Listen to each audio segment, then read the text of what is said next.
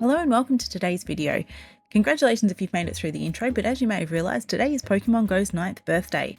So I started playing Pokemon Go on the day it was released on the 6th of July 2016 and still play it to this day. I don't play it as much as I used to, but I still have a lot of fun with it. So today we're opening a Pokemon Go ETB, which I thought would be quite fitting for the day. I haven't opened a huge amount of Pokemon Go, so it's a little bit exciting, a little bit fun. I am chasing Diglett. I would really like to get my hands on one of those Diglets because I haven't done one of those yet. So yeah, let's see how we go. I do apologise for the pretty lame ending to that intro. I had been working on it for far too long and I think my brain had just forgotten how to put sentences together and I just needed to sort of finish with something. So here we've got the player's guide.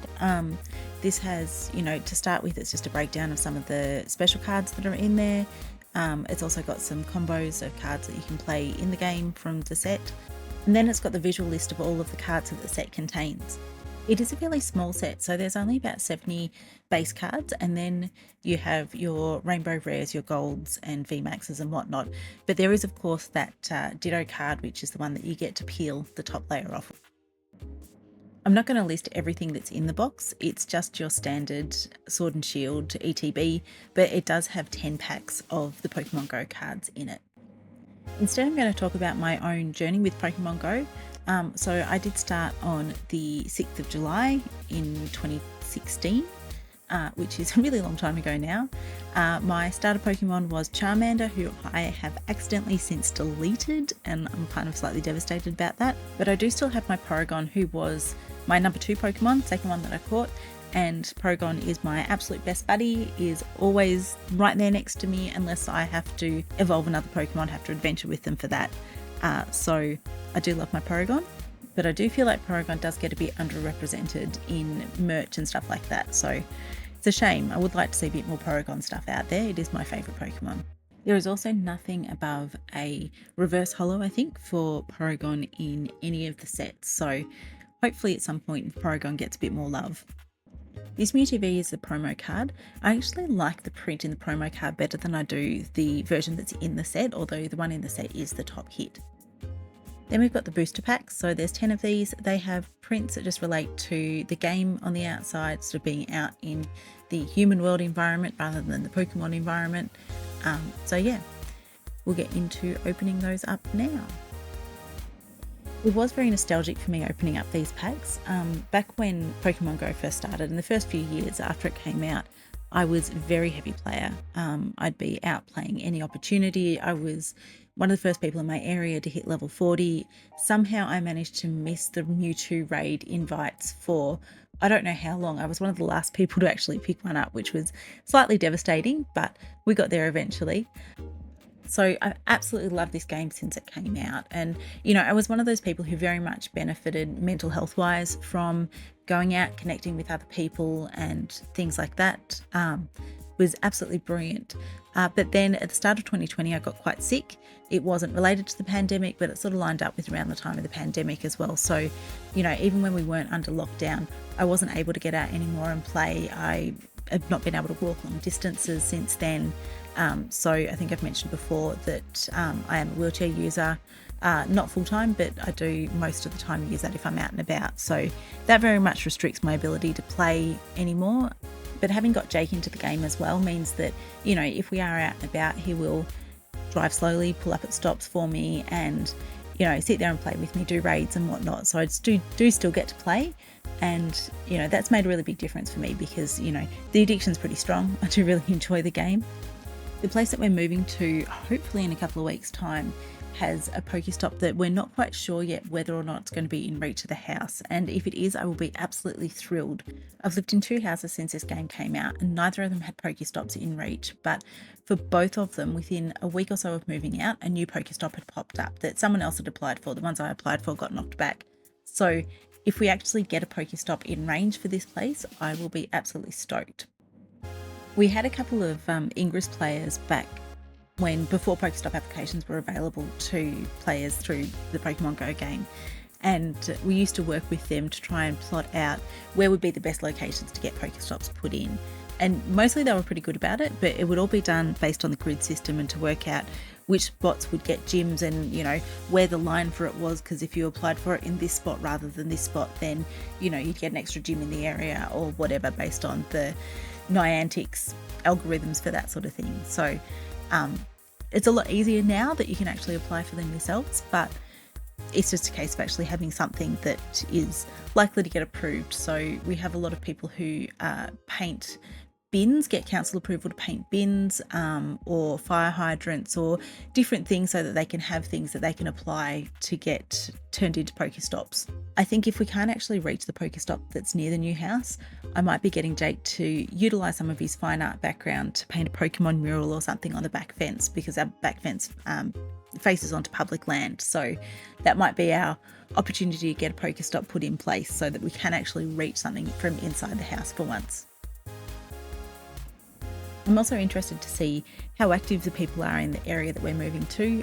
It's not too far from where we are now, but it's a little bit further out. And at the moment, we have plenty of active players around our area and a fair balance in terms of the different teams and stuff like that. But I haven't actually checked in the new area, you know, how long people stay in gyms, which teams are prevalent. I am Team Valor. Please don't unsubscribe because of that. But, you know, that was mostly, it was funny, I picked that because the couple of days after it released, just as I got to level 5 or whatever it was where you picked your team, I was talking to someone and they said, oh yeah, no, everyone around here seems to be Team Valor, so Team Valor's the way to go. And then Mystic ended up being more prominent for a while after that. So I kind of was a bit of competition around there, but it was a lot of fun, and, you know, teams never really made a huge difference in amongst our group. There wasn't sort of segregation between the different sects or anything like that. When I first started playing, because it was absolutely brand new, no one knew what they were doing. So there was a lot of sort of learning as we went. And I remember when I got to level 5 or whenever it was that you actually got to pick your team and you got to battle for gyms and stuff, that's when I realised that our usernames were actually going to be public and other people were going to be able to see them. And I just used my own name because why not at that point?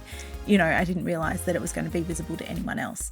So I had to go back and pick a new name and change it. And I turned around to the kids and I said, oh, you know, I don't know what name I should pick. Like, have you got any ideas for how to pick a name? And they said, oh, well, you know, just pick something you like. And I said, oh, I like coffee. And so that's where my username ended up coming from. And that's sort of what I've used online ever since then.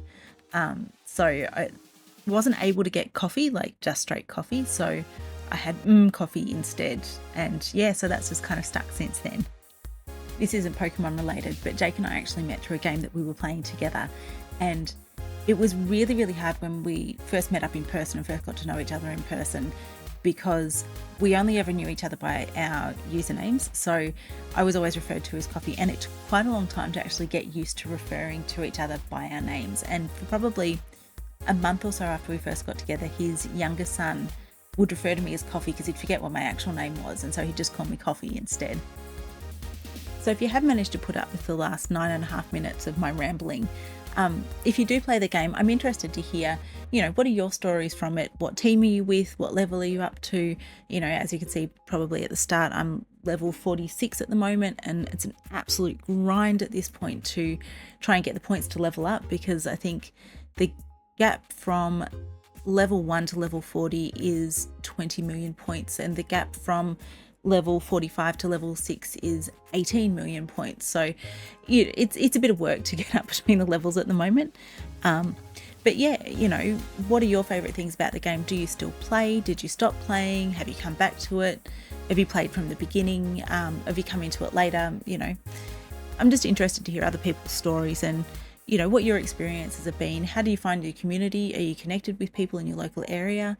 I haven't actually really connected with anyone through the trading card game yet. I haven't sort of got a lot of overlap there. There's a couple of people that I know, but they're sort of not local. We are planning to go to the local Good Games Pokemon night in a couple of weeks, so I'm curious to see if there is anyone that I already know there. So this is the final pack of the box, and just when I was giving up hope, this is me finally pulling a Ditto card. So there was a couple of other pulls. There was the Rainbow Trainer that you can see in the background, there was a Mew V, and there was 2 copies of that Melmetal V card as well. So this is me texting Jake saying, hey, can you come inside please, because he was out cutting wood, which is what's in that photo. And yeah, can you come inside so I can actually peel this Ditto with you, because yay, I want to show you that. And so yeah, he came inside and you can see the little Ditto logo there, and then when I peel it off, eventually there is our Ditto behind it. That Ditto's gone into the national deck set now. I did think I was going to have to wait till I got some 151 to try and find it in there, but 151 is harder to get than Pokemon Go, oddly enough, and more expensive by quite a bit. That said, I do have some pre-ordered 151 coming in, so there will be some videos coming out with that soon, which I'm very much looking forward to. But yeah, in the meantime, feel free to like and subscribe, and thank you for watching, and I will see you next time. Bye!